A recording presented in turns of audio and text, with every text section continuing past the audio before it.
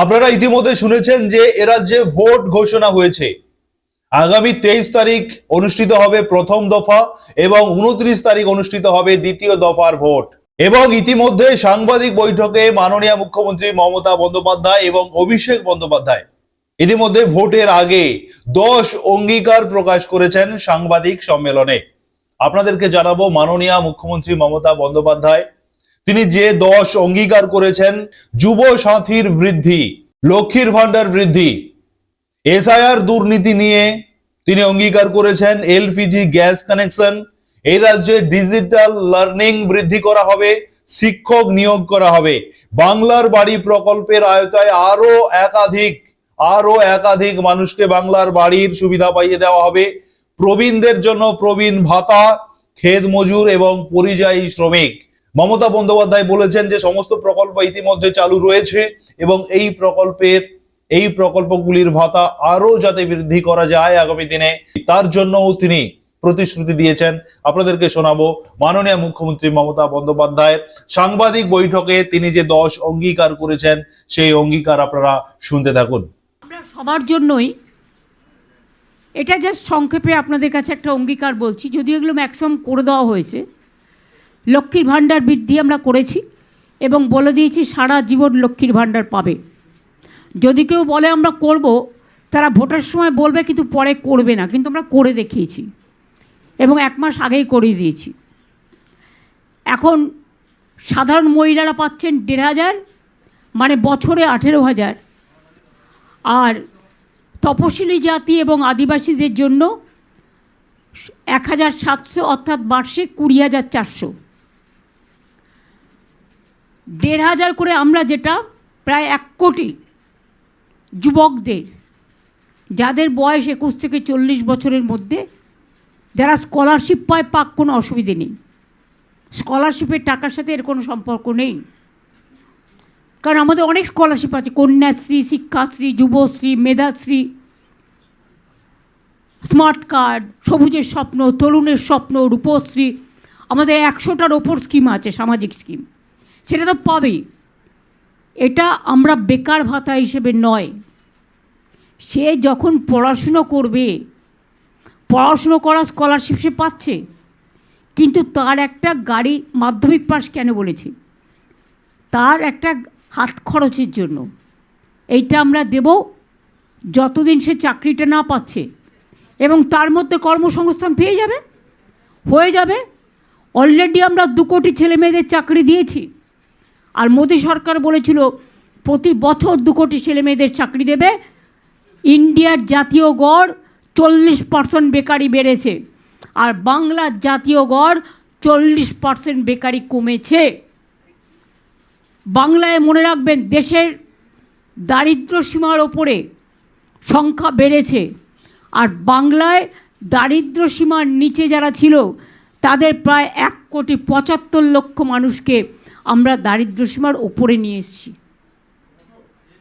মানুষের যে কোনো সোশ্যাল, ইকোনমি সব কিছু ডিপেন্ড করে গরিব মানুষ,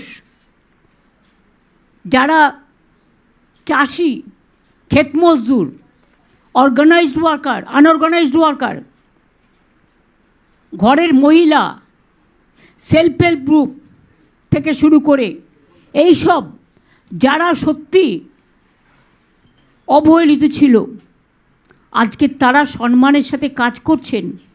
বাংলা শিক্ষায়তনগুলো আমরা একটা টার্গেট করেছি, অলরেডি বাজেটে বলা হয়েছে এবং ক্যাবিনেটে পাস হয়ে গেছে। কয়েক হাজার স্কুল আমরা মডার্নাইজ করব, আপগ্রেড করব, যেখানে লার্নিং থেকে শুরু করে সমস্ত মডার্ন ইকুইপমেন্ট থাকবে। তার জন্য টিচারও রিক্রুট হবে। আমরা তো টিচার রিক্রুট করতে চাই, কিন্তু আমার অপোজিশন যারা, তারা রাজনৈতিক লড়াইয়ে পারে না, কোর্টে গিয়ে এটা কেস করে দেয়, আর কোর্টে কেস করা মানে তো গেল,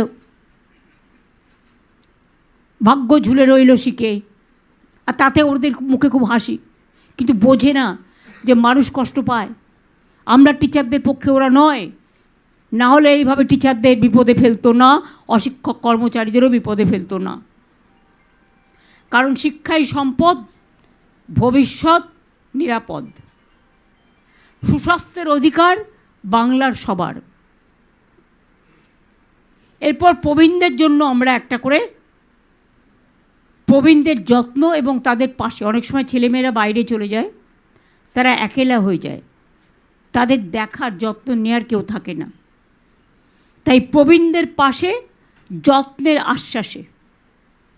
আচ্ছা, অঙ্গীকারটা আগে দেখিয়ে নে সবাই। এছাড়াও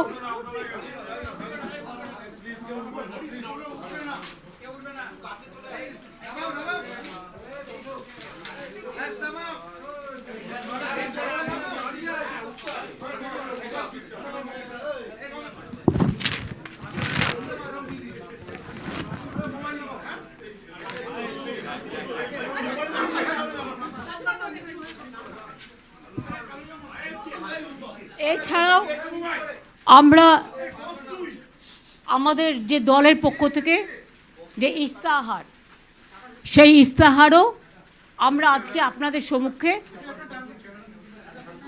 প্রকাশ করলাম। এটা 6টা ল্যাঙ্গুয়েজে করা হয়েছে। বাংলা দিয়ে শুরু, দেখুন সবার হাতে আছে। এরপরে আরও যদি লোকাল ল্যাঙ্গুয়েজের প্রয়োজন থাকে দেখে নেব আমরা। ভোটাধিকার মানুষের দেয়াটা গণতন্ত্রের সবচেয়ে বড় সাংবিধানিক অধিকার, right to vote. Logistical discrepancy বলে কোনো কথা কোনো রুলসে ছিল না। আগে 58 লাখ বাদ দিয়েছে প্রথমেই, আপনারা বুঝুন, 60 লক্ষ শুধু নয়। আর বিজেপির স্টেটমেন্টগুলোও দেখে নিন, আগেরটা মিলিয়ে নিন। পার্টি অফিস থেকে ঠিক করেছিল 1,20,00,000 লোকের নাম বাদ দেবে। সংখ্যাটা এবার আপনাদের আমি বলে দিই। ফার্স্ট পেজে 58 লক্ষ প্রথমে লিস্ট থেকে বাদ দিয়েছে, তার মধ্যে কিন্তু অনেক ম্যাপিংও আছে, মহিলারা আছে যারা বাড়ি শিফট করেছে, এরকম কেসও আছে। সেই চ্যাপ্টারটা ওপেন করা হয়নি।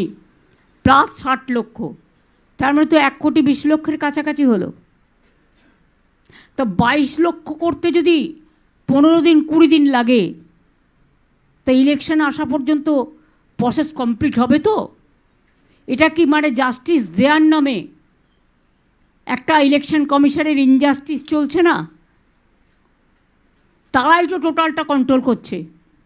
আর ভারত সরকার, অমিত শাহর অফিস, নরেন্দ্র মোদীর অফিস ফোন করে করে যাকে পারছে থ্রেট করছে,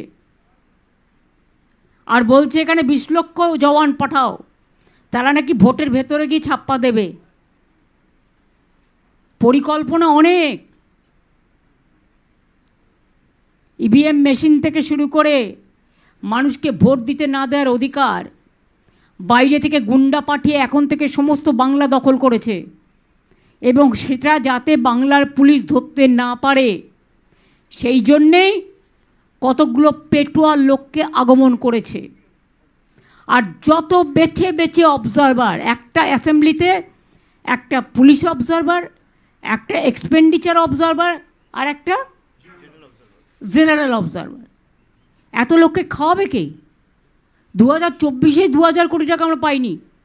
এ তো আমাদের সব গ্যাস নিয়ে নেবে। আমার তখন ভয় গ্যাস নিয়ে, লোকে এলপিজি পাবে না। যদি 10 লাখ পুলিশ আর এতগুলো অবজারভার এসে বসে, তাদের রাখতেও রাখবো কোথায়?